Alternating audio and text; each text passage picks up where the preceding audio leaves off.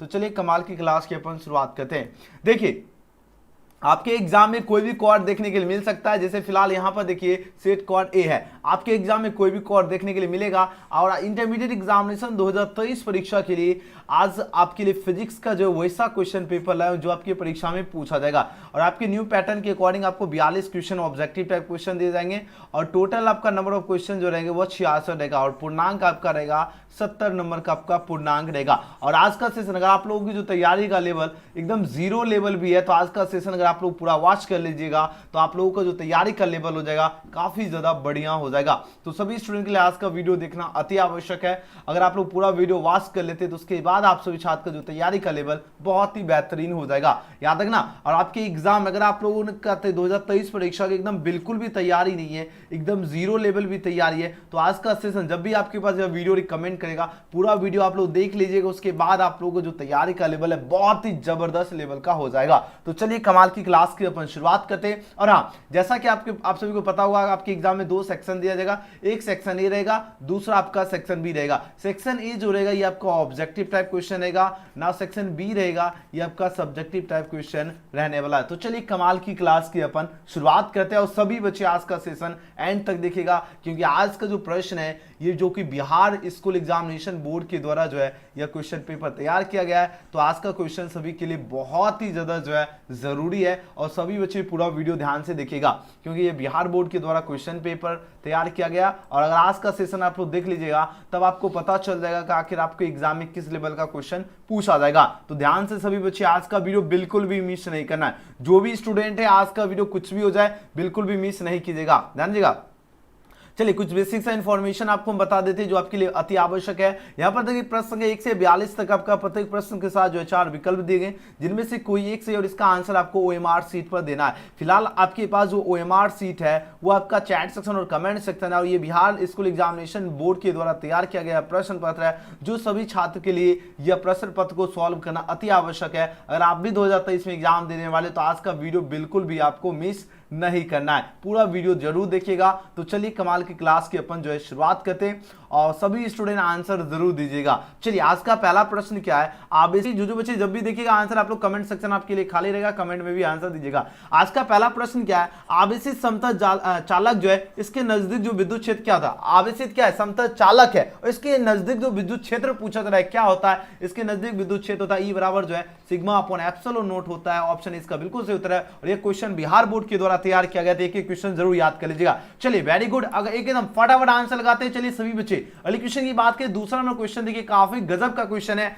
बात हो रही विद्युत क्षेत्र ई है और विभव वी है और इसके बीच में पूछा जाए कौन सा संबंध सही है, कौन सा रिलेशन संबंध इसका जो सही होगा, यानी ई बराबर जो आपका क्या होता है डीवी अपॉन डी आर होता है, ये रिलेशन बिल्कुल सही हो जाएगा। ऑप्शन है इसका सही उत्तर होगा। अगले क्वेश्चन की बात कर लेते हैं, एक एक क्वेश्चन याद कर लीजिएगा, एग्जाम में आप लोग कमाल कर दोगे। नेक्स्ट क्वेश्चन है 9 किलोमीटर आपका त्रिज्या वाले गोलीय चालक जो है इसके विद्युतीय धारिता क्या होगी। यहां पर देखिए त्रिज्या आपको दिया गया है, आर बराबर कितना है 9 किलोमीटर दिया गया है और आपको विद्युतीय धारिता यानी आपको सी ज्ञात करना, यानी सी बराबर फॉर्मूला होता है 4 पाई जो है एप्सिलॉन नॉट आर होता है। तो 4 पाई एप्सिलॉन नॉट का वैल्यू होता है 1/9 इंटू 10 टू पावर कितना होता है 10 टू पावर 9 होता है। और 9 किलोमीटर को मीटर बनाएंगे तो क्या होगा 9000 हो जाएगा, 9000 हो गया। अब इसको सिंपली कट करते तो 9 एकम 9 यानी 1000 हो गया। तो यहां पर हम लिख सकते हैं 1000 को लिख सकते हैं 10 पावर 3 और यहां नीचे पे पावर क्या है 10 पावर 9 है। तो 10 पावर 3 और 9 में घटेगा तो ये आपका क्या होगा बताओ 10 पे पावर 3 माइनस 9, ये आपका होगा 10 पे पावर माइनस 6 फैराड। ठीक है, 10 पे माइनस 6 फैराड क्या होता है 1 माइक्रो फैराड होता है। आंसर हो जाएगा option number A.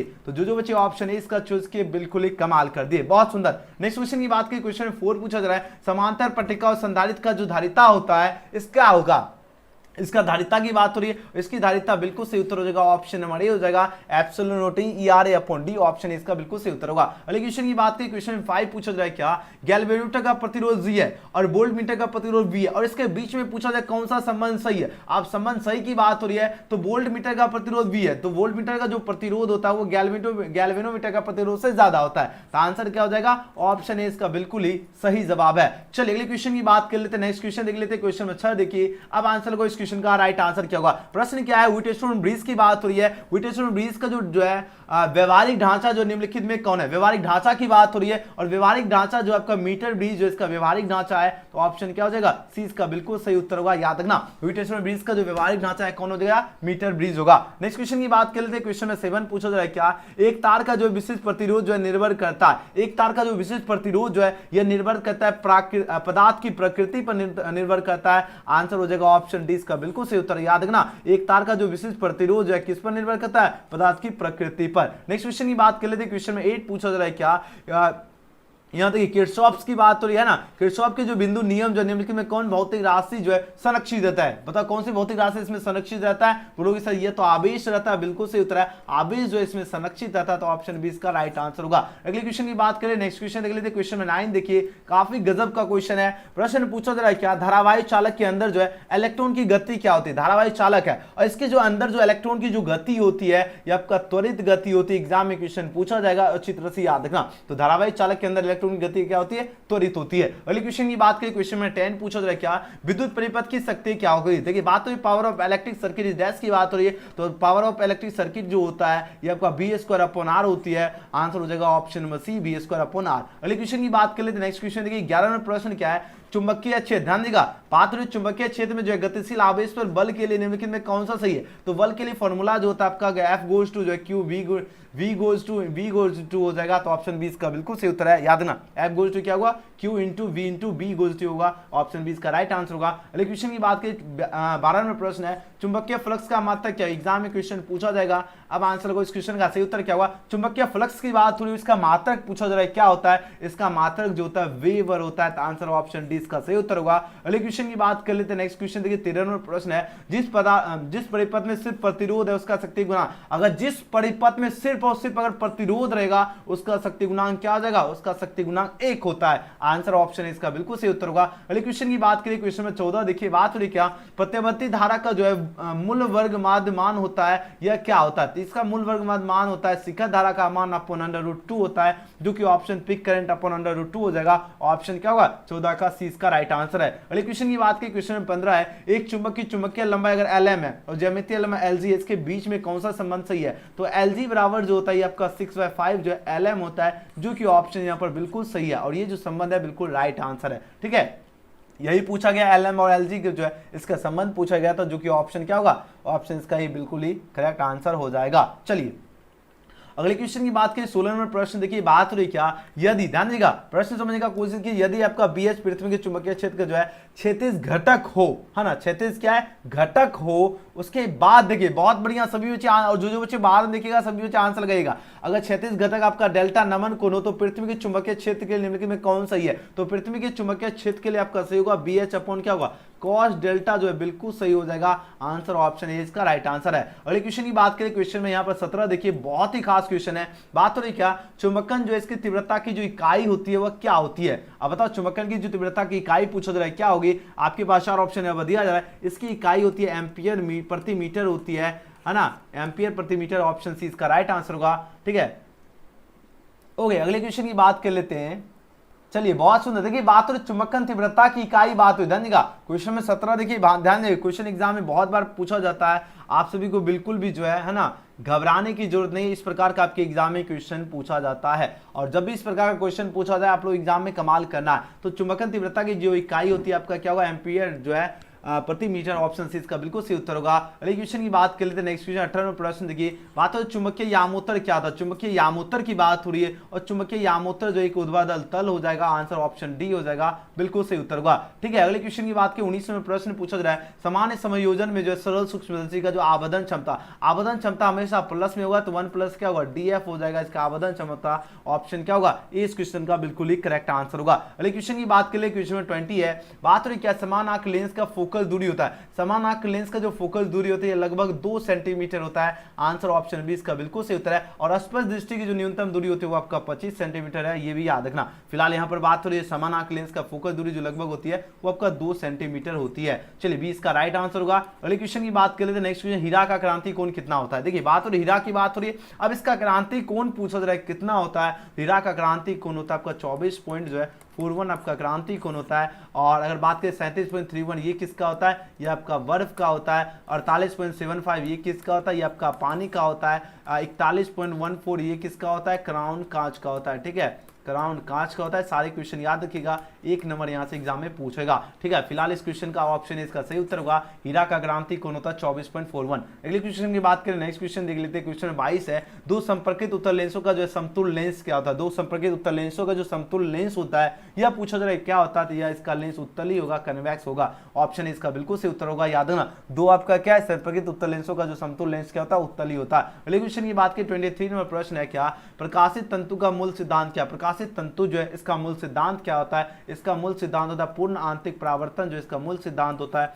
Option D इसका राइट आंसर होगा। अगले क्वेश्चन की बात कर लेते हैं। नेक्स्ट क्वेश्चन देखिए, 24 नंबर प्रश्न है, समान आंख के लिए जो है स्पर्श दृष्टि की न्यूनतम दूरी क्या। स्पर्श दृष्टि की हमने जस्ट आपको बताया था न्यूनतम दूरी 25 सेंटीमीटर होती है। आंसर ऑप्शन डी इसका बिल्कुल ही सही जवाब है। नेक्स्ट क्वेश्चन की बात करते हैं। क्वेश्चन नंबर 25 देखिए, बात तो इन धनुष के निर्माण के लिए, ध्यान देखिए, इन धनुष के निर्माण के लिए निम्नलिखित में पूछा जा रहा है प्रकाश की कौन सी घटना सही है। काफी इंपॉर्टेंट क्वेश्चन है। तो इन धनुष के निर्माण के लिए प्रकाश की कौन सी घटना सही की बात हो रही है, और वर्ण विक्षेपण बिल्कुल सही है। ऑप्शन सी इसका राइट आंसर होगा। अगले क्वेश्चन की बात कर लेते हैं। नेक्स्ट क्वेश्चन देखिए, 26 नंबर प्रश्न है, किस रंग के प्रकाश के लिए कांच का बतनांक अधिक होता है। किस रंग की बात हो रही है, और प्रकाश के लिए कांच का बतनांक अधिक होता है, लाल के लिए या बैगनी या हरा या नीला की बात हो रही है। तो देखो, अगर अब बतनांक अधिक की बात हो तो जो कम से कम आपका लाइट करेगा उसका बतनांक सबसे ज्यादा होता है, तो बैगनी का हो जाएगा सबसे ज्यादा। ठीक है, अब बतनांक क्या हो, उल्टा चलता है। ठीक है, तो किस रंग के लिए प्रकाश के लिए कांच का बतनांक अधिक होता है, तो बैगनी का होगा। और बहुत बच्चे एग्जाम में लाल लगा के आ जाते, बिल्कुल लाल नहीं लगाना, याद रखना, बतनांक की बात हो तो बैगनी।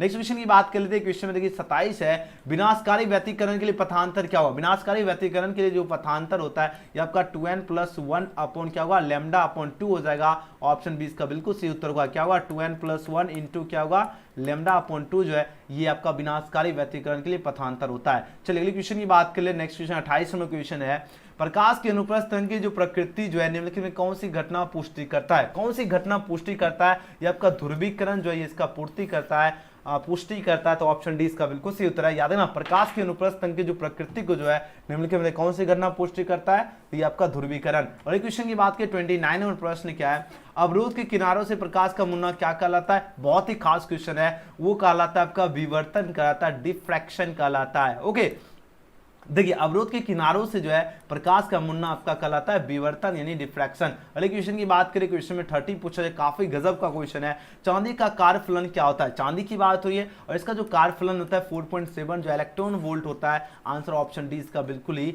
सही जवाब है। अगले क्वेश्चन की बात कर लेते हैं। नेक्स्ट क्वेश्चन 31 में प्रश्न है, प्लांक नियतांक का मान होता है। प्लांक नियतांक जो होता है इसका मान पूछा है कितना होता है। आपके पास 4 ऑप्शन है, दिया जा रहा है, अब आंसर लगाओ। तो प्लांक नियतांक की बात हो रही है और इसका मान हो जाएगा 6.6626 इंटू 10⁻⁻34 जूल प्रति सेकेंड, यानी 31 का ऑप्शन क्या हो जाएगा, सी इसका बिल्कुल ही करेक्ट आंसर हो जाएगा। ओके, अगले क्वेश्चन की बात कर लेते हैं। नेक्स्ट क्वेश्चन देख लेते हैं। 32 नंबर प्रश्न है, फोटोन का गति का द्रव्यमान क्या होता है। फोटोन की बात हुई है और इसका जो गति का जो द्रव्यमान होता है ये आपका h/c लैम्डा हो जाएगा। ऑप्शन नंबर क्या होगा, 20 का करेक्ट आंसर है। ओके, नेक्स्ट क्वेश्चन की बात कर लेते हैं। क्वेश्चन में 33 देखिए आंसर होगा, इस क्वेश्चन का सही उत्तर क्या होगा, निम्नलिखित में कौन जो श्रेणी जो प्रवैग्निक परिसर में, प्रवैग्निक परिसर में जो होता है ये आपका लाइमन श्रेणी जो ये आपका प्रवैग्निक परिसर में होगा। ऑप्शन इसका बिल्कुल करेक्ट आंसर होगा। अगले क्वेश्चन की बात की, क्वेश्चन में 34 पूछा जा रहा है, रेडियो एक्टिविटी के लिए निम्नलिखित में कौन उपयुक्त नहीं है। रेडियो एक्टिविटी की बात हो रही है और कौन उपयुक्त नहीं है, तो रेडियो एक्टिविटी के लिए प्राकृतिक घटना बिल्कुल नहीं होगा। ऑप्शन 20 का राइट आंसर होगा।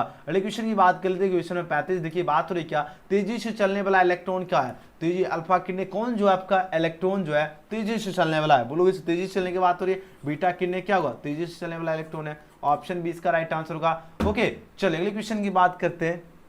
अगले क्वेश्चन की बात की, क्वेश्चन में 36 देखिए काफी गजब का क्वेश्चन है, अल्फा कण क्या होता है बताओ। अल्फा कण की बात हो रही, अल्फा कण क्या है, ये आपका हीलियम नाभिक है। ऑप्शन सी इसका राइट आंसर होगा। नेक्स्ट क्वेश्चन की बात करें, 37 में प्रश्न है, प्रेषणीय एंटीना की जो है आपका प्रेसी जो है एंटीना के प्रास आपका डी है और ये कहा जा रहा है टीवी प्रास की टावर की ऊंचाई h है और पृथ्वी की त्रिज्या r है, इसके बीच का संबंध क्या होगा। तो यहाँ पर देखो प्रास d है तो इसकी जो संबंध बन जाएगा आपका क्या होगा 2HR इसका संबंध हो जाएगा, जो कि ऑप्शन यहाँ पर क्या होगा 37 का 20 का राइट आंसर है। चलिए अगले क्वेश्चन की बात कर लेते हैं। नेक्स्ट क्वेश्चन देखिए, क्वेश्चन में 38 पूछा जा रहा है, मूल अवस्था में हाइड्रोजन परमाणु की ऊर्जा क्या होती है। मूल अवस्था की जब भी बात हो और हाइड्रोजन परमाणु की जो ऊर्जा होती है यह पूछा जा रहा है कितनी होती है, तो बताओ, तो बोलोगे इसकी जो ऊर्जा होती है माइनस जो है 13.6 इलेक्ट्रॉन वोल्ट होती है, तो ऑप्शन डी इसका राइट आंसर होगा। अगले क्वेश्चन की बात कर लेते हैं। नेक्स्ट क्वेश्चन 39 नंबर प्रश्न है, जब अवदर्भ को जो है नए अर्धचालक में मादित किया जाता है तब अर्धचालक की जो चालकता होगी वह क्या होगी, तब अर्धचालक की जो चालकता होती है वह आपका बढ़ती है,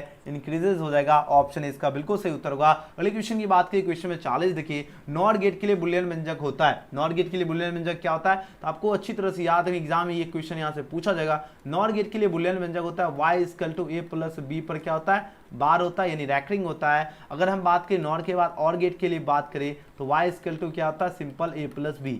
याद रखना, इसमें कंफ्यूज बिल्कुल भी नहीं ना होना, तो आंसर हो जाएगा ऑप्शन सी इसका बिल्कुल सही उत्तर, क्योंकि नॉर गेट जैसे ही याद रखना, नॉर की बात हो तो a + b पर बार, और की बात हो तो और की बात होगा तो आपको a + b पर, सिर्फ a + b। आपको एक याद करने का हम ट्रिक बता दें, और में 2 अक्षर है तो इसलिए 2 ही अक्षर रहेगा, नॉर में आपका क्या 3 अक्षर आ रहा है, तो यहाँ पर 1 2 3 होगा, बार मिला के रैंकिंग मिलाकर, है ना। चलिए नेक्स्ट क्वेश्चन की बात कर लेते हैं।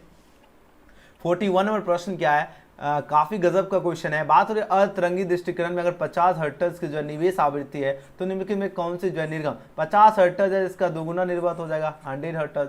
अगले क्वेश्चन की बात कर लेते हैं, क्वेश्चन नंबर 42 देखिए, आज का आखिरी प्रश्न। अब आंसर लगाओ इस क्वेश्चन का सही जवाब क्या होगा, और जितने स्टूडेंट है इस वीडियो को लाइक कर लीजिएगा, क्योंकि आज का क्लास आपको कैसा लगा, आप लोग प्यारा सा कमेंट जरूर कीजिएगा, और चैनल से नहीं जो चैनल को सब्सक्राइब करके बेल आइकन प्रेस कर लीजिएगा। और आज के क्लास का अगर आप लोग चाहते हो पीडीएफ लेना तो व्हाट्सएप और टेलीग्राम का लिंक आपको डिस्क्रिप्शन में दिया गया, तो जिसके माध्यम से आपको पीडीएफ मिल जाएगा, और न्यूज चैनल का भी लिंक आपको डिस्क्रिप्शन में है, तो जरूर आप लोग न्यूज चैनल को भी आप लोग सब्सक्राइब कर लीजिएगा, ताकि सभी छात्र को प्रत्येक क्लास का आपको नोटिफिकेशन मिले। ओके, और अगर मान लीजिए व्हाट्सएप ग्रुप अगर फुल है तो व्हाट्सएप ग्रुप में भी अभी फुल ही है, हम आपको लिंक भेज देते हैं, ठीक है, फिर से, तो सभी बच्चे व्हाट्सएप ग्रुप में जुड़ जाइएगा, फिर से लिंक हम अपडेट कर देते हैं थोड़ा देर में आपको।